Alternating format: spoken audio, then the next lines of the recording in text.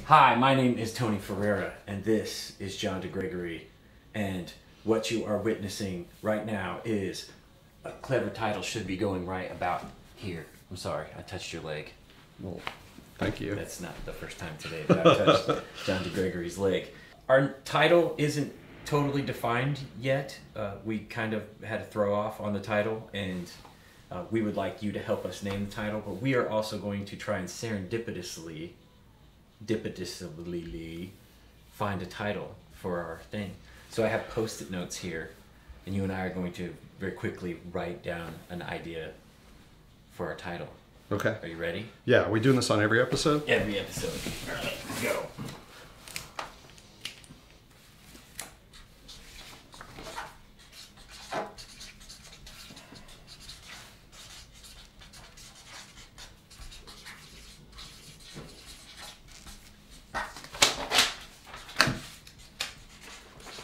Hold on a second.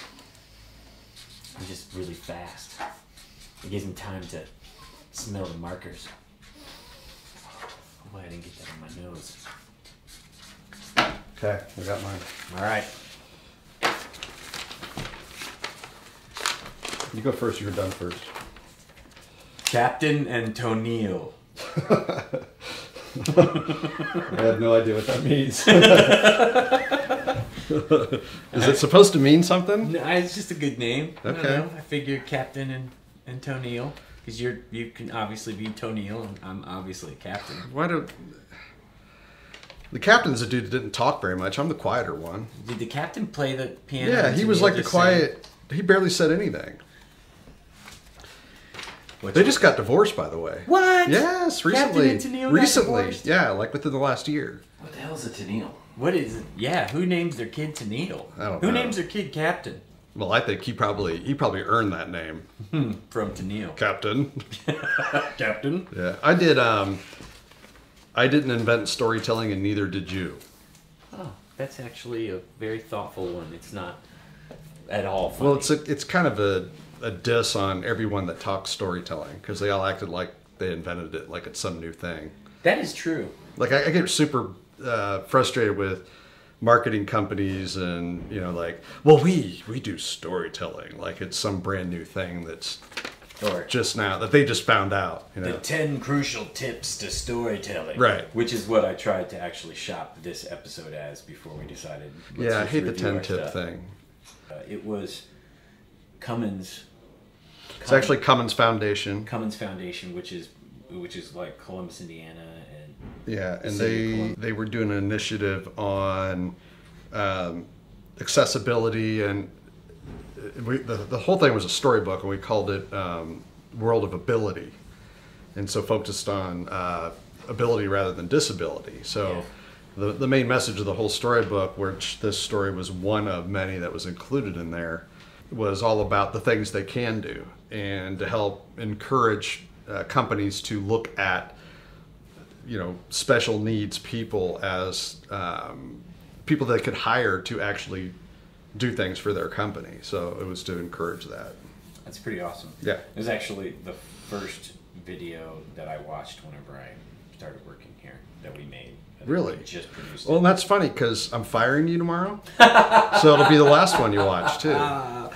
Oh man. Well, this is the end of the vlog. We'll be taking, I feel like this one was successful. We'll be taking Clever Title Goes Here on the Street next week.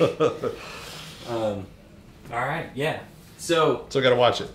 now we gotta watch it. All right. All right. And we're back, and we've watched the video, and we have a lot of takeaways, I think. I do. One of the big things is, like, one super emotional story. I really love his mom telling this story of him, and he's nonverbal. One of the awesome pieces of this was the moment when they talked about how he was deaf, and the editor chose to cut the sound. That's the first part where you actually, or I do, actually feel something. It's almost like you took your breath away.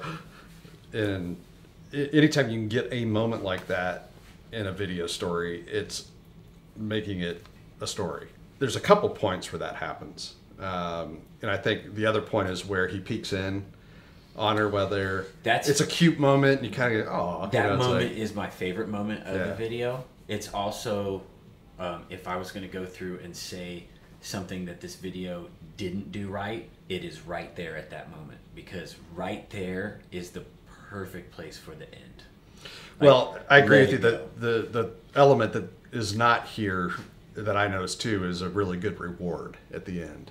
So it does a great job of leading us through a journey and getting to know this character and his mom, but then it kind of drops us off at the end and doesn't leave us with a whole lot of move that bus. I felt like that reward was that moment where she's like, "Is he checking in on me?" And then it cut to him painting, and then it should have just faded out at that point. And then it had everything. For me, it had everything at that point. But a lot of times I'll see videos online, and we've done several of them ourselves, where there's what I call false endings, where it'll just go black and then then it starts back up again. Yeah. And you're like, well, wait, what's going on? And I know it's done for dramatic effect, and I know that a lot of times it seems like it works, but being the analytics guy, I see where that drop off happens all the time. People think that it's the end of the video. So in my opinion, you shouldn't really do those, because it does trick your audience a lot of times. There's several elements in here I did like when you talk from a more of a tangible aspect of the elements that are in this story. And first of all, she's got an accent, and that always helps with the story, because right away you're put in a place that gets you to think a little bit, like, oh, where's she from?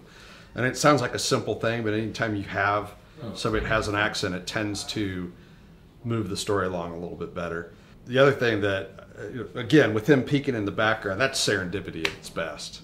It's like you can't plan that. It turns out to be the one of the best moments of the story. And then the other elements I like, there's several music changes in it, which always, to me, helps move a story along.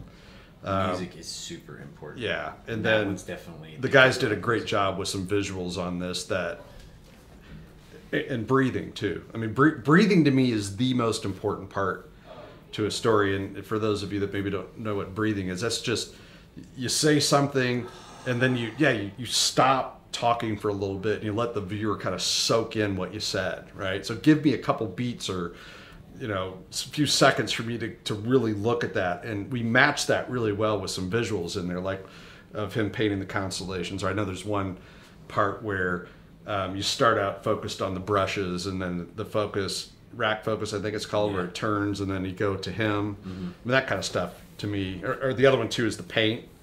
Oh yeah, paint on his arm. I mean, that just tells awesome inside stories to me. I love how his mom had the journal that looked like it was from years ago. She's like, oh, this is when you started drawing wheels. This is more wheels. More wheels. And like going through to have a child with autism and to have them keep a journal like that, or any child at all, I think, and have them keep a journal where you can go back and look at it, is pretty awesome. That was a good one. That was a good one to pull up, because I hadn't seen that one in years. And like I said, it was my first one. It's still definitely one of my favorites. That we resurrected it for this. So like this video, subscribe to this video, please, please, please do those. Share them with your friends, share them with your entire social network. Check out the links in the description to the video that we did yesterday. We're going to put out another video tomorrow, and then the day after that we're going to talk about that one. I think pretty much everybody knows how it works.